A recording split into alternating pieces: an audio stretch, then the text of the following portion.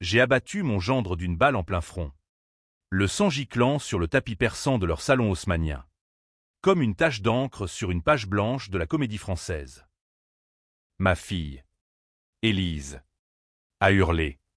Ses ongles vernis de rouge s'enfonçant dans mes bras. Me traitant de monstre, elle qui m'avait traité de simple baby-cité la veille. Devant lui. Riant aux éclats de mon dévouement usé. Mais ce coup de feu n'était pas la folie d'une mère brisée. C'était la clé d'un tombeau que j'avais scellé pour elle. Il y a 20 ans. Dans les ruelles sombres de Montmartre. Où son premier meurtre avait souillé nos vies à jamais. Paris. Cette ville des lumières éternelles. M'a toujours paru un mensonge cruel. Un théâtre où les masques tombent un à un sous le poids des secrets. J'étais Claire Duval. Une femme ordinaire née dans les faubourgs de Belleville. Élevée au son des accordéons et des cris de marché.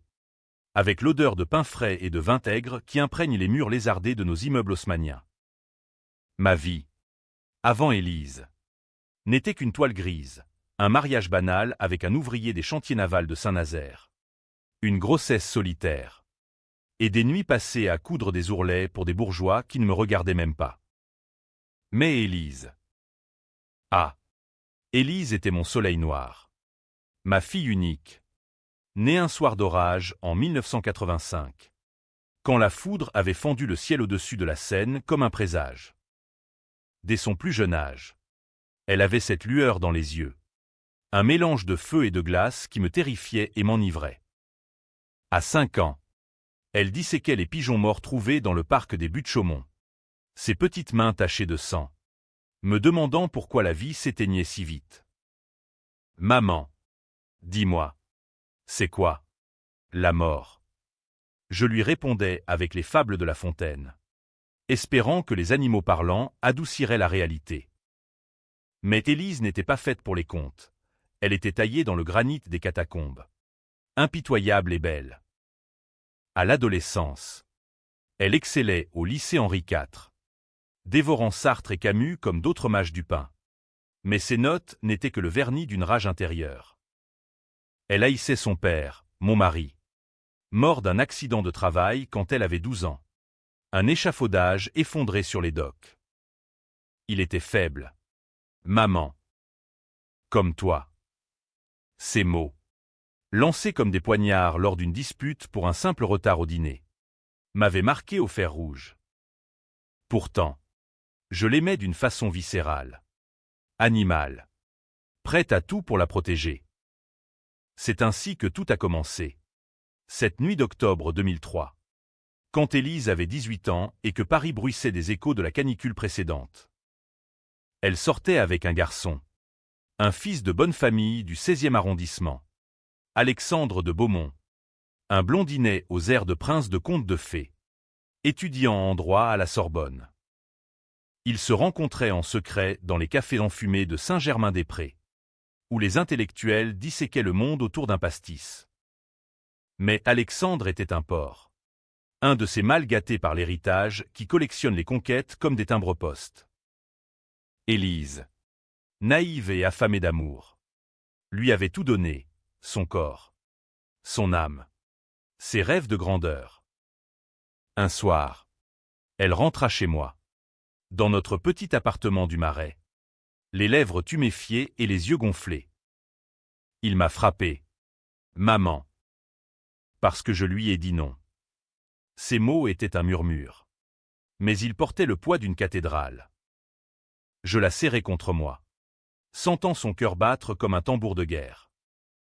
Le lendemain, elle me confia le reste. Alexandre l'avait violée. Dans une chambre d'hôtel près de la place de la Concorde. Après une soirée arrosée de champagne volé à ses parents.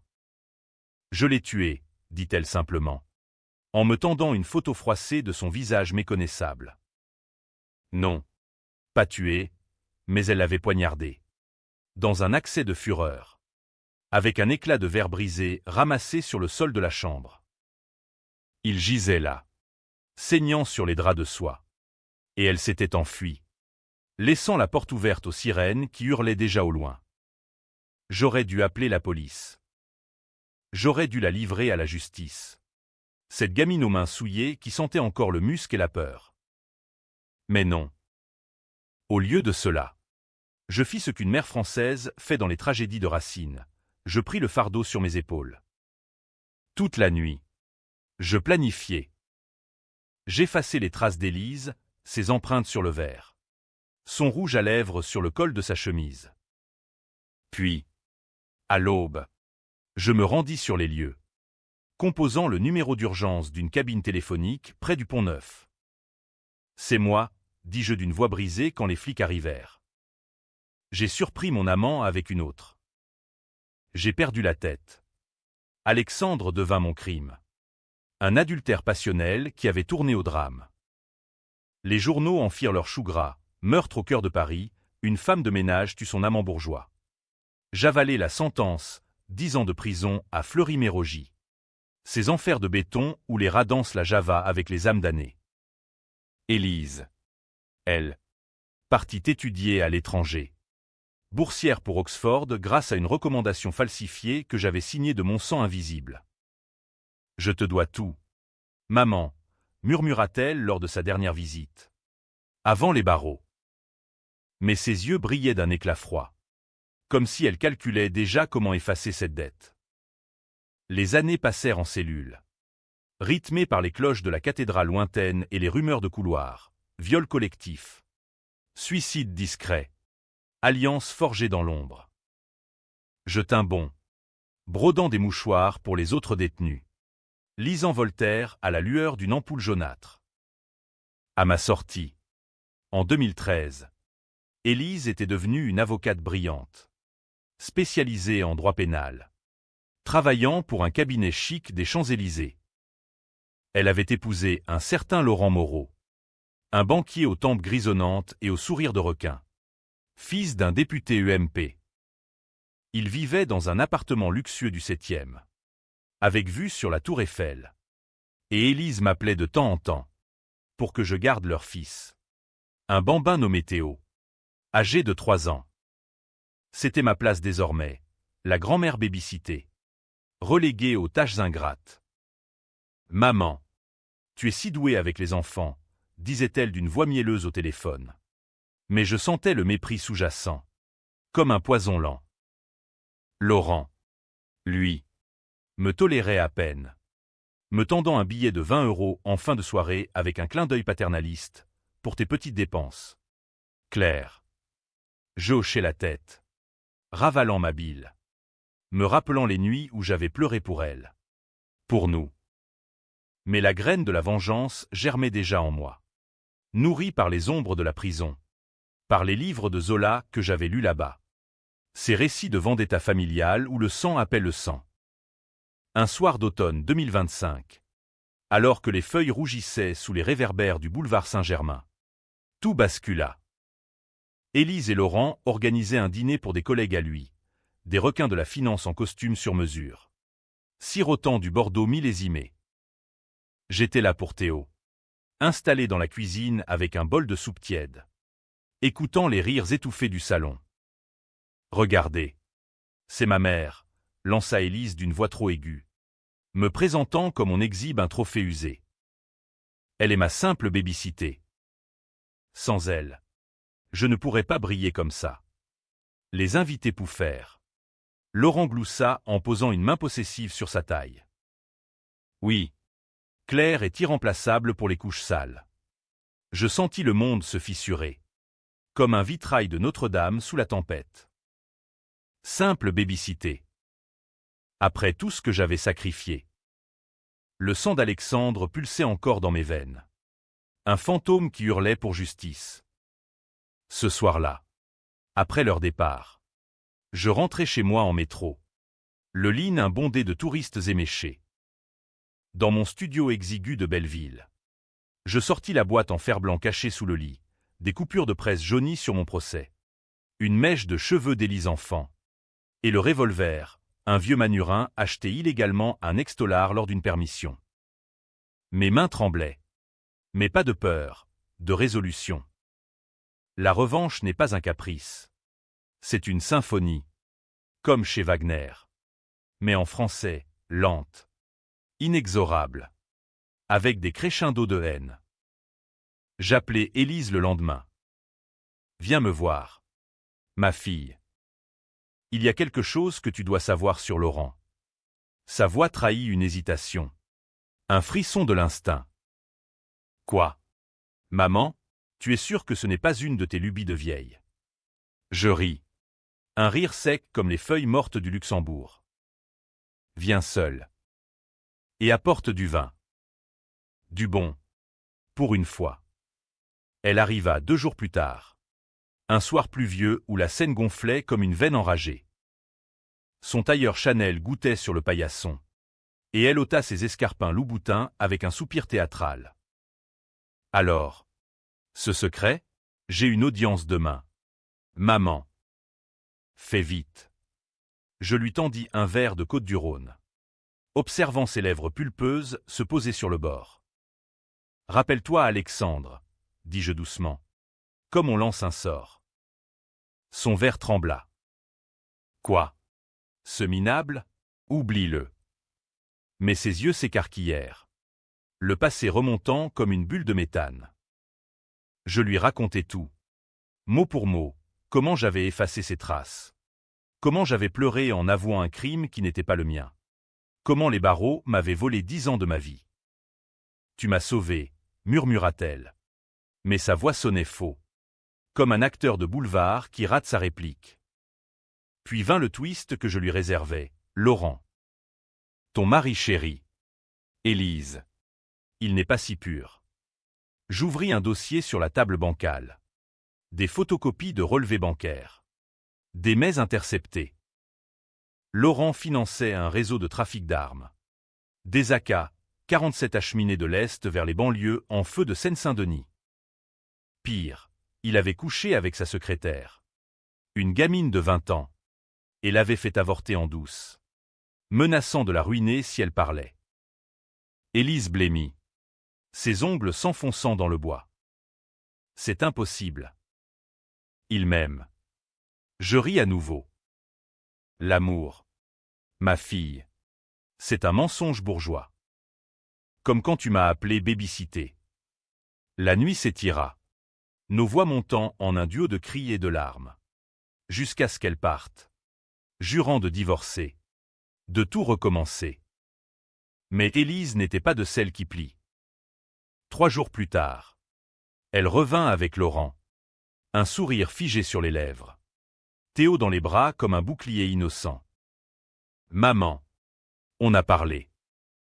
Laurent veut s'excuser pour tout. Il s'avança. Main tendue. Mais je vis le calcul dans ses yeux. Le prédateur flairant la proie. C'est là que je tirai. Le revolver caché dans mon tablier de cuisine.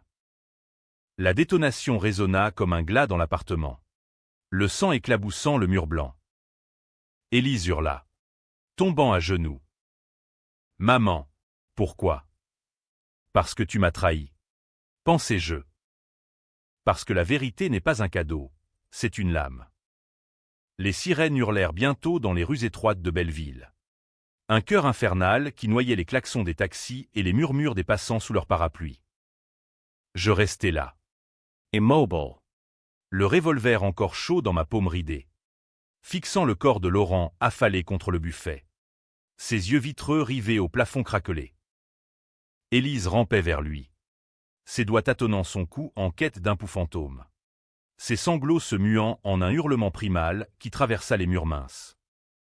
Assassin, tu vas payer pour ça. Maman. Je te jure sur la tombe de papa. Théo. Le pauvre petit. S'était réfugié dans un coin. Serrant son doudou contre sa poitrine. Ses yeux ronds comme des billes de marbre. La police arriva en trombe. 2 agents en uniforme trempés par la pluie. Leurs bottes claquant sur le carrelage usé. Madame Duval, ne bougez pas, aboya le plus jeune. Un gamin aux joues roses qui devait avoir l'âge d'Élise à l'époque d'Alexandre. Je lâchai l'arme. Les mains en l'air. Un sourire serein aux lèvres. C'est fait, dis-je simplement. Comme si j'annonçais un rôti cuit à point. Ils m'embarquèrent sans ménagement. Les menottes mordant mes poignets. Tandis qu'Élise hystérique, débitait son récit au flash des photographes déjà massés dehors. Les journaux du lendemain en firent leur une. Drame familial à Paris, une grand-mère tue son gendre de sang-froid. Le Figaro titrait sobrement. Le Monde analysait les racines sociales du crime. Et Valeurs actuelles y voyait un effondrement moral de la famille française. J'étais redevenu une cause célèbre. Une ombre du passé revenue tenter les salons bourgeois. En cellule provisoire au commissariat du 18e. L'odeur de sueur et de café froid me ramena à Fleury-Mérogis. Ces souvenirs aigres comme du vinaigre de Quérès. Mon avocate. Une jeune femme nommée Sophie. Aux lunettes cerclées d'or et à l'accent du sud-ouest. Vint me voir le lendemain matin. Claire. Vous êtes folle ou quoi? Élise veut que je plaide la démence. Mais vous. Vous souriez comme si c'était une victoire. Je lui racontais tout. Sans phare, le sacrifice pour Élise. Les années volées. L'insulte finale.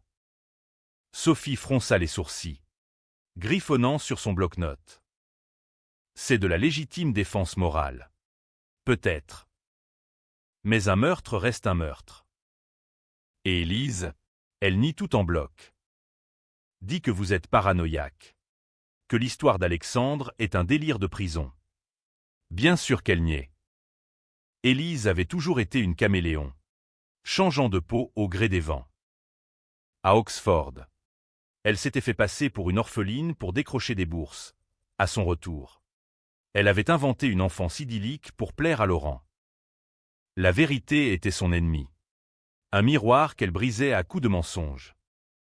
Les jours suivants furent un tourbillon de dépositions et d'interrogatoires. Le juge d'instruction, un homme sec comme un crouton de baguette rassis, me bombarda de questions dans une salle aux murs jaunis par la nicotine. Pourquoi? Madame Duval, votre gendre était un pilier de la société. Père aimant. Contributeur fiscal exemplaire. Je ris. Un éclat rauque qui fit tressaillir son stylo. Pilier, il trafiquait des armes pour les émeutes de banlieue. Monsieur le juge. Et il battait Élise. En douce. Comme son père avant lui. Preuve à l'appui. Je citais les dossiers que j'avais volés. Des nuits passées à fouiller leur appartement pendant qu'ils dînaient dehors. Photocopieuse en main. Cœur battant la chamade.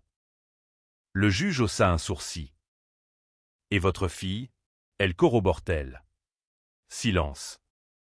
Élise avait déjà briefé son cabinet. Ma mère est instable. Oubliée depuis la prison. C'est là que la vengeance prit son essor véritable. Un ballet macabre inspiré des pièces de Corneille. Où l'honneur dicte les coups. De ma cellule. J'orchestrais les fuites. Une lettre anonyme au canard enchaîné. Détaillant les magouilles de Laurent avec des photos floues de caisses d'armes. Les médias s'emballèrent. Transformant le meurtre en scandale politique, le père de Laurent. Ce député si propre sur lui. Dut démissionner dans l'opprobre. Élise, coincée entre deux feux, commença à craquer. Elle me rendit visite une semaine plus tard. Séparée de moi par une vitre épaisse. Son maquillage impeccable craquelait comme du plâtre. Maman, arrête ça. Tu ruines tout. Théo a besoin de stabilité. Stabilité? Le mot me brûle à la gorge. Et moi? Élise, qui a pensé à ma stabilité quand tu as planté ce verre dans la gorge d'Alexandre? J'ai purgé pour toi. Menti aux flics. Au juge. À Dieu lui-même. Et toi? Tu me traites de baby-cité? Ses yeux s'embuèrent. Mais je vis le calcul derrière les larmes, l'avocate qui pèse ses plaidoiries.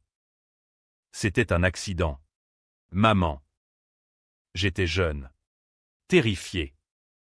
Tu l'as fait pour moi. Je sais. Mais Laurent. Il n'était pas parfait. Mais il m'aimait à sa façon. À sa façon. Comme les amants de Maupassant. Ces bourgeois hypocrites qui ruinent les femmes sous couvert de passion. Je secouai la tête. Laisse-moi t'aider une dernière fois. Plaider la légitime défense. Dis la vérité sur Alexandre. Elle se raidit. Jamais. Ça détruirait ma carrière. Je suis Élise Moreau. Pas une criminelle. Et là, le premier lacet se resserra. Elle me trahit. Encore. Lors de l'audience préliminaire, elle témoigna contre moi, jurant sur la Bible que j'avais toujours été violente, instable, inventant des scènes d'enfance où je la battais avec une ceinture. Les journalistes notèrent chaque mot. Et le public, ce troupeau français si friand de drames domestiques, se divisa, d'un côté, les féministes criant à la vengeance d'une mère abusée, de l'autre, les conservateurs clamant la décadence morale. Libéré sous caution grâce à Sophie, qui avait déniché un vice de procédure dans l'interrogatoire. Je rentrai à Belleville. L'air chargé d'odeurs de tagine et de peinture fraîche des graffitis anti-flics. Mon appartement était sens dessus-dessous, fouillé par la police. Mais la boîte en fer blanc avait survécu, intacte. Je m'y plongeai, relisant les lettres d'Élise de l'époque. « Maman, tu es mon ange gardien. Je t'aime plus que tout. » Mensonge d'adolescente. Ou regret sincère. Peu importait. La phase 2 de ma revanche débuta par un appel anonyme à son cabinet.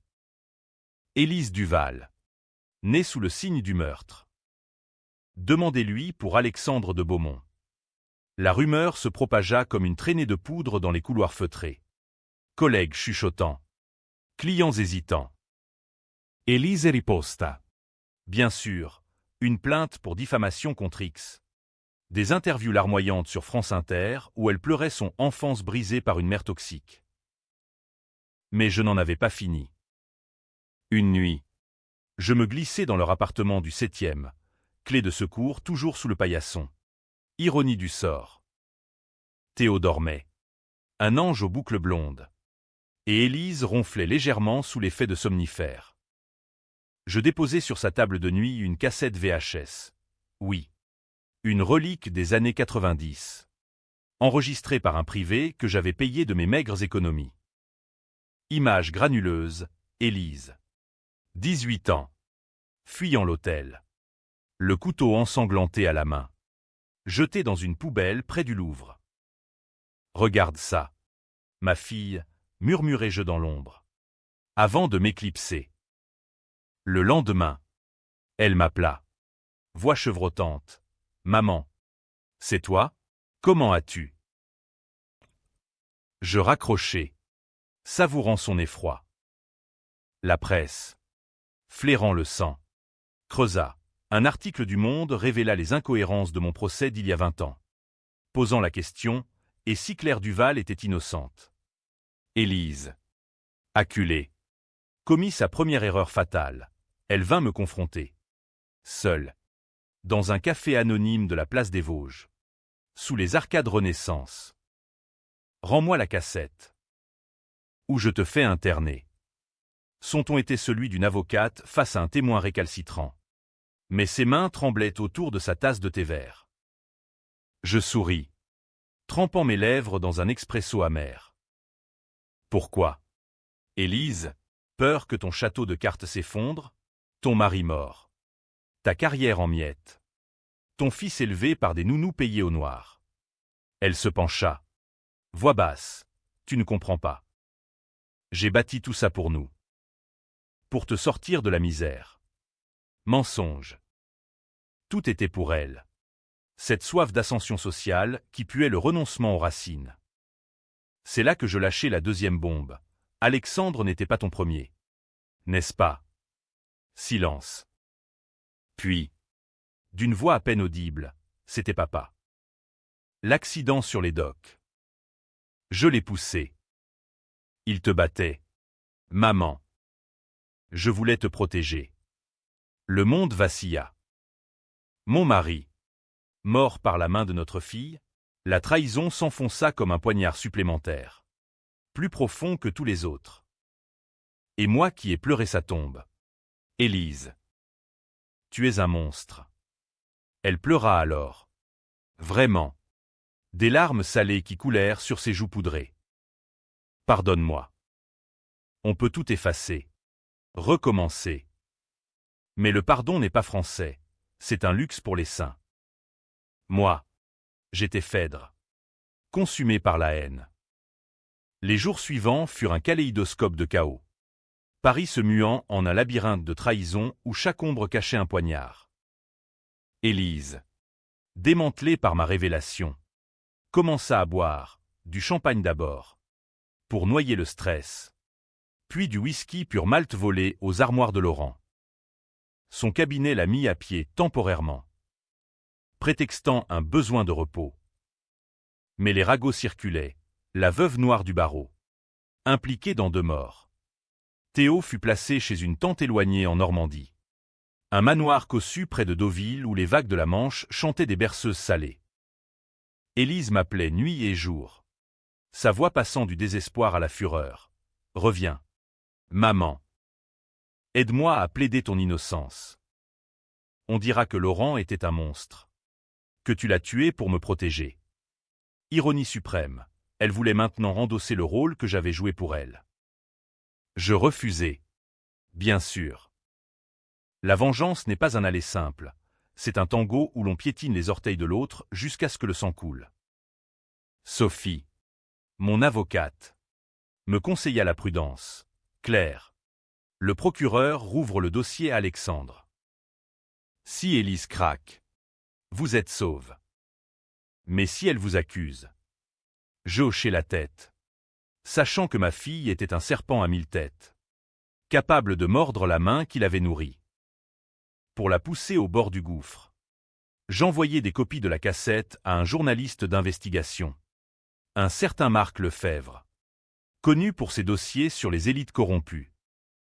Il mordit à l'hameçon, publiant un long papier dans Libération, Le fantôme d'un meurtre, Élise Moreau, héritière d'un crime impuni.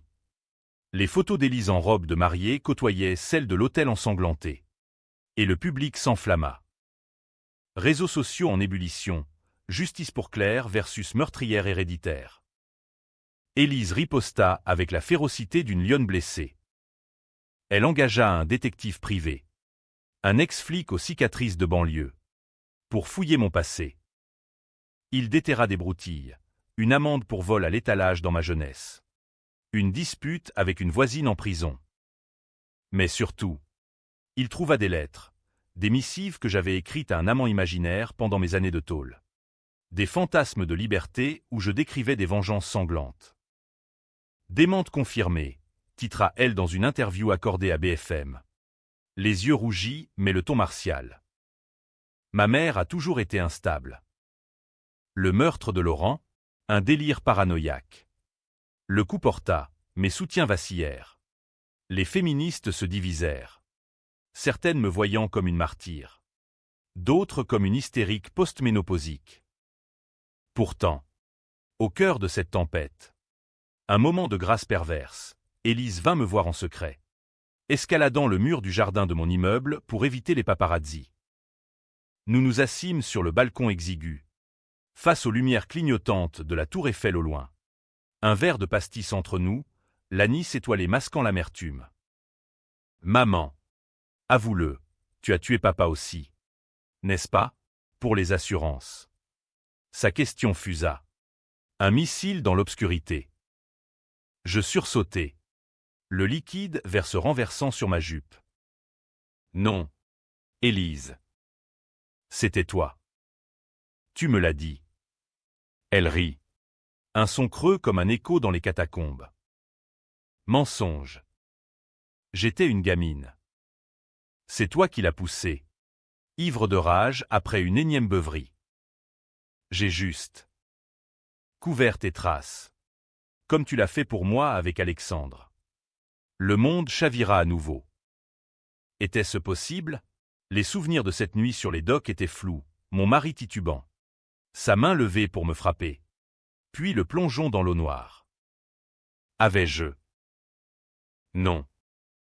Mais le doute s'insinua. Un ver dans la pomme de mon âme. Cette nuit-là, nous parlâmes jusqu'à l'aube. Un dialogue de sourds inspiré des disputes de boulevard chez Ionesco. Absurde et cruel. Élise avoua ses propres secrets, à Oxford. Elle avait saboté la candidature d'une rivale en la droguant, la laissant violer par des inconnus lors d'une fête. C'était pour survivre. Maman. Ce monde bouffe les faibles. Et Laurent, il me battait. Oui. Mais je l'aimais pour son pouvoir. Comme toi avec papa. Nous nous haïssions et nous aimions en même temps. Deux faces d'une même médaille frappée à l'effigie de la fatalité française. À l'aube, elle partit, me laissant une enveloppe, des documents pour ouvrir mon procès. Signés de sa main. Pour Théo. Fais-le pour lui. Était-ce une trêve? Ou un nouveau piège? Le procès pour le meurtre de Laurent s'ouvrit un mois plus tard. Sous les dorures du palais de justice. Place Dauphine. Où les fantômes de Dreyfus hantaient encore les couloirs. La salle était bondée, journalistes. Curieux. Une brochette de sociologues venus disséquer le phénomène Duval-Moreau. Élise témoigna en premier. Vêtue d'un tailleur noir austère. Ses cheveux relevés en chignon sévère. Ma mère a toujours été violente.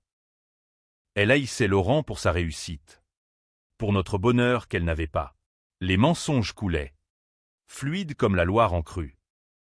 Puis ce fut mon tour. Je montai à la barre. Le cœur battant au rythme des horloges de la conciergerie voisine. Mesdames. Messieurs, dis-je. La voix ferme malgré les ans. Je n'ai pas tué par haine gratuite. J'ai tué pour venger un silence de 20 ans. Et je déballai tout, Alexandre. La prison. L'insulte de baby-cité. La salle retint son souffle quand je produisis la cassette. Projetée sur un écran géant, Élise. Jeune et paniquée. Courant dans la nuit parisienne. Le scandale éclata comme une bulle de savon empoisonné.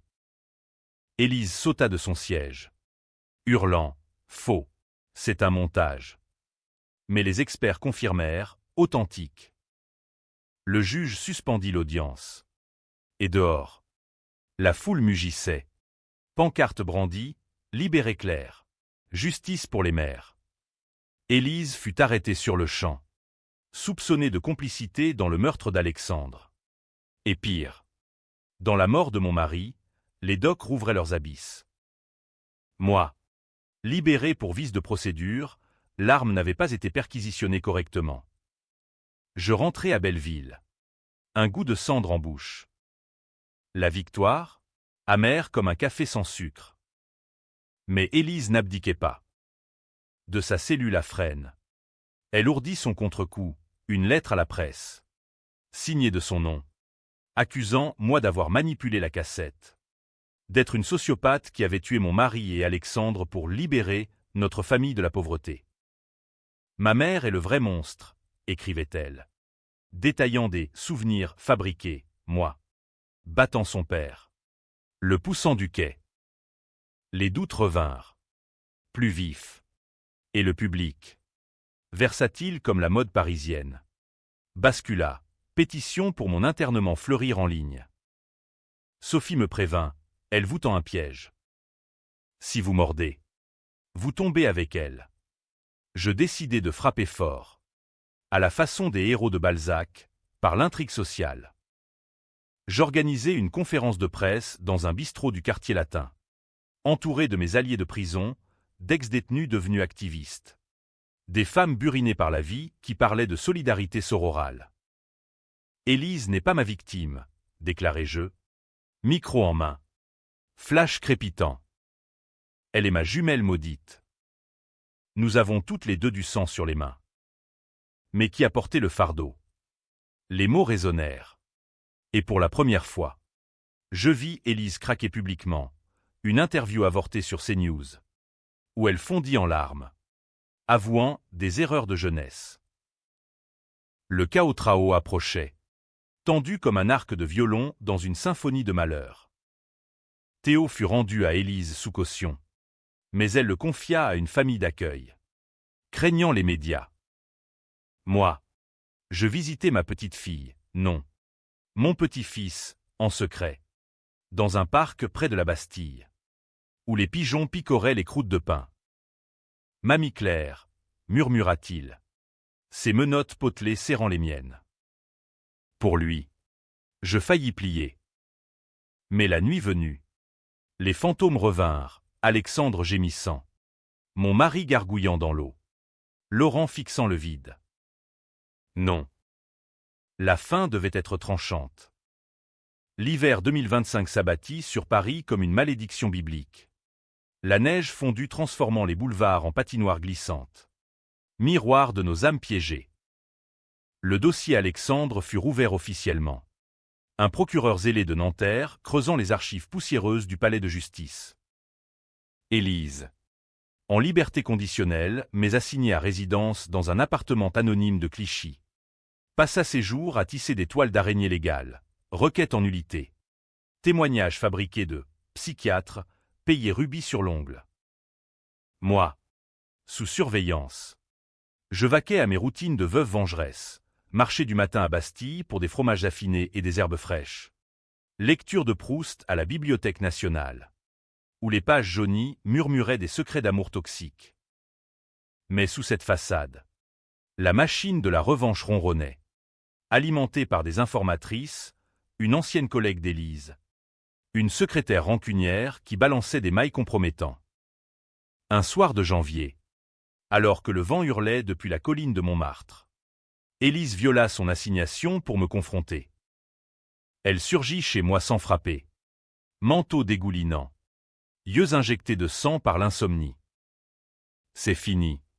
Maman. J'ai un deal avec le procureur, j'avoue Alexandre. Tu prends la tôle pour Laurent et papa. On partage la peine. Son offre puait le compromis bourgeois. Comme un armistice boiteux après Waterloo. Je l'invitai à s'asseoir. Allumant une cigarette gauloise, vice de prison que je n'avais pas perdu. Partagé, tu as tout pris. Élise. Ma jeunesse. Ma liberté. Mon respect. Et maintenant, Théo. Elle tressaillit. Théo est à moi. Tu n'es qu'une grand-mère usée. Une ombre. C'est là que je jouais ma carte maîtresse. Un twist ourdi dans l'ombre comme chez Dumas. J'ouvris le tiroir de la commode. En sortant non pas une arme, mais un test ADN, réalisé en secret sur un cheveu d'Alexandre prélevé lors de mon crime. Et un autre de Théo. Regarde. Ma fille. Ton fils n'est pas de Laurent. C'est le fantôme d'Alexandre qui revient te hanter. Les résultats étaient formels. 99,9% de correspondance paternelle. Élise s'effondra. Le papier tremblant dans ses mains. Impossible. Oh mon Dieu. Flashback. Cette nuit fatidique. Avant le meurtre. Alexandre l'avait engrossée dans sa fureur possessive. Elle avait avorté en secret. Ou cru l'avoir fait, mais non. Le bébé avait survécu.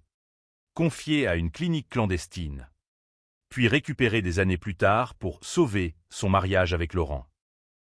Un mensonge sur un mensonge. Une tour de Babel de tromperie. Le choc la brisa. Tu savais? Depuis quand? Je secouai la tête. Depuis que j'ai vu les yeux de Théo. Les mêmes qu'Alexandre. Tu m'as volé ça aussi. Élise, la vérité sur ton propre sang. Elle hurla, se jetant sur moi. Ongles griffant mon visage comme une furie de tragédie grecque transposée à la comédie française. Nous luttâmes. Corps contre corps. Deux femmes usées par le temps et la haine. Roulant sur le tapis élimé. Puis, essoufflés, nous nous séparâmes. Pente lente. Pourquoi? Maman, pourquoi ne pas m'avoir laissé pourrir? Demanda-t-elle. Voix brisée. Parce que l'amour est une prison plus terrible que Fleury-Mérogis, répondis-je. Elle partit au matin, laissant derrière elle un silence assourdissant. Mais je savais, le poison agissait.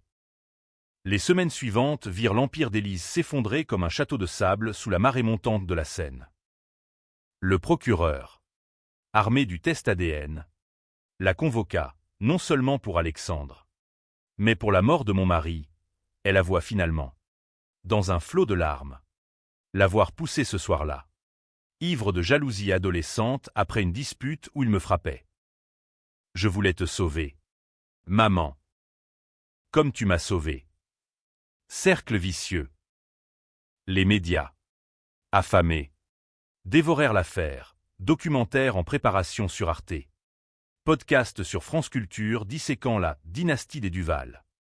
Serial killers familiaux. Le public se scinda en deux camps irréconciliables. D'un côté, ceux qui voyaient en nous des victimes du patriarcat. Des femmes piégées par des hommes violents, de l'autre. Les moralistes clamant une dégénérescence génétique. Appelant à la stérilisation des criminels nés. Moi, au milieu, je devins une icône controversée. Invité dans des débats télévisés où l'on me traitait tantôt de sainte laïque, tantôt de sorcière des temps modernes. Élise, enceinte de nouveau, ironie cruelle, d'un amant de passage pour noyer son chagrin, fut incarcérée à Fresnes, ventre arrondi sous la blouse grise. Elle me écrivit « Prends Théo. Éduque-le loin de ce sang maudit. Pardonne-moi. » Pardonne, le mot sonnait comme une plaisanterie de café-théâtre. Mais pour le petit, je pliai, adoption provisoire accordée par un juge compatissant. Et Théo vint vivre avec moi à Belleville. Ses rires enfantins contrastant avec les sirènes nightly des banlieues en révolte. Je l'emmenai au jardin des plantes, lui contant des histoires de dinosaures plutôt que de fantômes. Mais la nuit, les ombres dansaient, Laurent revenant me hanter. Élise pleurant dans sa cellule. Le chaos-trao de ma vengeance culmina lors d'une audience conjointe. Un cirque judiciaire sous les voûtes gothiques de l'île de la Cité. Élise et moi. Face à face pour la première fois depuis des mois. Séparés par des boxes de verre blindés. Le juge. Une femme aux cheveux poivre et celle nommée Madame Lefebvre. Coïncidence avec le journaliste? Lut les charges. Pour elle. Double homicide. Pour moi. Un seul. Mais avec préméditation. Avez-vous quelque chose à dire? Demanda-t-elle. Élise parla d'abord. Voix chevrotante, j'ai péché par amour filial. Ma mère m'a tout appris, le sacrifice. La ruse. Pardonnez-nous. Mensonge pieux. Ou regret vrai. Puis moi, j'ai vengé non pas un homme, mais une vie volée. Élise est ma fille. Ma création. Si je suis coupable, qu'elle le soit doublement. La salle explosa en murmures. Flash crépitant comme des coups de feu. Mais Élise, dans un sursaut d'escrime verbal, lâcha la bombe. Maman, dis-leur pour papa. Ce n'était pas moi. C'était un suicide. Il s'est jeté, criant ton nom, Claire. Je t'aime pas assez pour vivre. Point. Nouveau twist, mon mari. Dépressif chronique. S'était suicidé. Et nous avions toutes les deux couverts. Inventant un meurtre pour les assurances. Le doute revint. Plus corrosif. Et le juge suspendit. Ordonnant des expertises balistiques sur les vieux dossiers. Dehors. La foule hurlait. Divisez, libérez-les. Contre à mort les Duval. Je rentrai avec Théo. Le serrant contre moi dans le métro bondé. Son petit cœur battant contre le mien. La vengeance m'avait libéré. Ou emprisonné plus profondément. Paris. Indifférente. Continuait son ballet, touriste sous la pluie. Amant se bécotant sur les ponts. Mais pour nous, le rideau n'était pas tombé. Le printemps 2026 fleurit tard sur Paris. Les cerisiers du Champ-de-Mars tardant à éclore sous un ciel plombé de scandales persistants. L'affaire Duval-Moreau devint un feuilleton national, surpassant même les chroniques de politique politicienne. Avec des livres en gestation chez Gallimard et un film annoncé par Luc Besson, Sang de famille. Scénario anonyme mais chuchotant mon nom comme consultante. Moi, Claire. Je naviguais ces eaux troubles avec Théo à mes côtés. L'élevant dans l'ombre bienveillante de Belleville, croissant chaud le matin. Promenade le long du canal Saint-Martin où les péniches chargées de touristes glissaient comme des souvenirs effacés. Le petit posait des questions innocentes. Mamie. Pourquoi maman est partie en voyage? Je répondais avec des fables édulcorées. Elle aide des gens importants, masquant la vérité comme on voile un crucifix dans une église laïque. Élise. Libérée sous caution pour sa grossesse avancée. Disparue des radars publics. Se terrant dans une clinique privée de Neuilly-sur-Seine. Entourée de gardes du corps payés par un fonds occulte, héritage de Laurent. Blanchie via des paradis fiscaux suisses. Elle accoucha d'une fille. Prénommée Amélie. Un nom banal pour un fardeau chargé. Les tabloïds spéculèrent. Avortement forcé? Adoption secrète? Mais Élise ressurgit lors d'une interview choc sur TF1. Ventre plat sous une robe empire.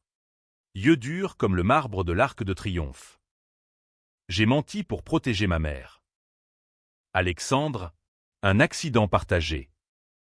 Papa, un suicide que nous avons maquillé par peur. Mais Laurent. Maman l'a tué par jalousie pure. Elle voulait mon mari. Mon statut. Accusation incestueuse. Twist final qui fit hurler les plateaux télé, inceste ou calomnie. Claméon dans les bistrots enfumés. Le public. Ce jury impitoyable façon jury populaire. Se déchira plus que jamais. Forum en ligne bouillonnait, Claire est une victime du système patriarcal. Élise sa fille ingrate, contre non. C'est une diade toxique. Euthanasiez-les symboliquement. Féministes radicales défilaient place de la République avec des pancartes, mère vengeresse. Pas criminelle. Tandis que les cathos traditionalistes priaient pour l'expiation du sang souillé. Moi. Cité à comparaître pour une ultime audience. Je préparais ma plaidoirie comme un monologue de Sarah Bernhardt, théâtral. Impitoyable. Vrai. La salle d'audience. Ce jour de mai. Croulait sous le poids des ans et des flashs, journalistes internationaux. Sociologues notant frénétiquement. Théo gardé par Sophie dans une antichambre. Élise et moi. Face à face. Séparés par le bois ciré du prétoire. Elle avait maigri. C'est très affiné par la haine ou la maternité. Un pendentif d'or, alliance de Laurent, ballottant à son cou. Maman, murmura-t-elle quand nos regards se croisèrent. Faisons la paix. Pour les enfants. Mais ses yeux mentaient. Comme toujours. Un éclat calculateur rappelant le jeune Alexandre. Le juge Lefebvre. Impassible. Ouvrez les débats, Madame Duval. Répondez-vous aux accusations de votre fille. Je me levai.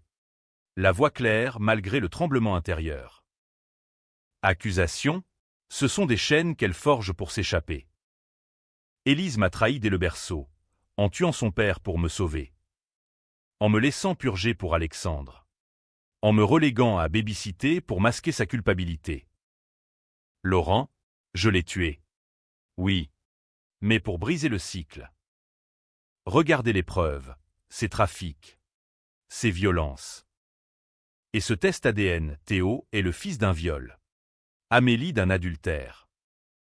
Notre sang est maudit. Mais c'est elle qui l'a empoisonné. La salle retint son souffle quand je projetai les documents, mailles de Laurent menaçant Élise. Relevé bancaire. Et une lettre récente d'elle à un amant, ma mère paiera pour tout. Elle est le bouc émissaire parfait. Élise bondit. Voix écorchée, mensonge. Maman est obsédée. Incestueuse dans son amour suffocant. Elle voulait Laurent depuis le début. Je l'ai vu. Dans ses regards. Ses visites solitaires chez nous. Le twist final.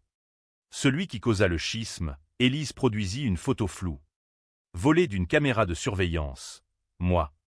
Entrant dans leur appartement un soir où elle était absente. Fouillant les tiroirs. Peut-être pour voler. Ou pire. Pour séduire. Faux. Bien sûr, c'était pour les preuves contre lui. Mais l'image colla. Alimentant les rumeurs les plus sales. Le juge ajourna. Atterré. Ordonnant une expertise psychologique conjointe. Cette nuit-là. Dans l'attente du verdict. Élise et moi fûmes autorisés une rencontre supervisée dans une salle grise de la conciergerie. Sous l'œil d'un gardien stoïque. Pourquoi? Élise, après tout? Demandai-je. Les mains à plat sur la table d'acier. Elle sourit. Enfin sincère. Un rictus de Gorgone. Parce que tu m'as fait à ton image. Maman. Faible. Puis forte par la ruse. J'ai juste accéléré le processus. Tue-moi. Si tu oses. Tentant. Le gardien détourna les yeux une seconde. Mais je ne bougeais pas. Non. Vivons avec ça. Pour Théo et Amélie. Le verdict tomba 2 mois plus tard. Un après-midi doux où Paris étouffait sous une canicule biblique. Non-lieu pour moi. Légitime défense morale, invoquée par une jurisprudence récente sur les violences familiales cumulées. Pour Élise. 20 ans ferme pour les 2 meurtres. Plus 5 pour fraude. Elle hurla en emmenant. Jurant vengeance depuis sa cellule. Tu paieras. Maman. Dans l'au-delà. Biquet. Ou Appienne tordue. Où la mère survit pour élever les innocents du sang. Aujourd'hui. En décembre 2025, non. 2026. Je marche avec Théo le long de la Seine. Ses petites mains dans les miennes. Racontant des histoires de bateaux-mouches plutôt que de balles perdues. Paris brille toujours. Masques intacts. Mais je sais, la vérité n'absout pas, elle mutile. Élise m'écrit de frêne. Lettre sporadique, Amélie te ressemble. Sauve-la de nous. Je brûle les missives. Mais garde une, je t'aime. Malgré tout. Tran qu'est éternel. Ai-je gagné? Le miroir me renvoie une vieille femme aux yeux hantés. Victorieuse et vide. La revanche. Comme le vin français. Laisse un arrière-goût âpre. Fin. Ou interlude.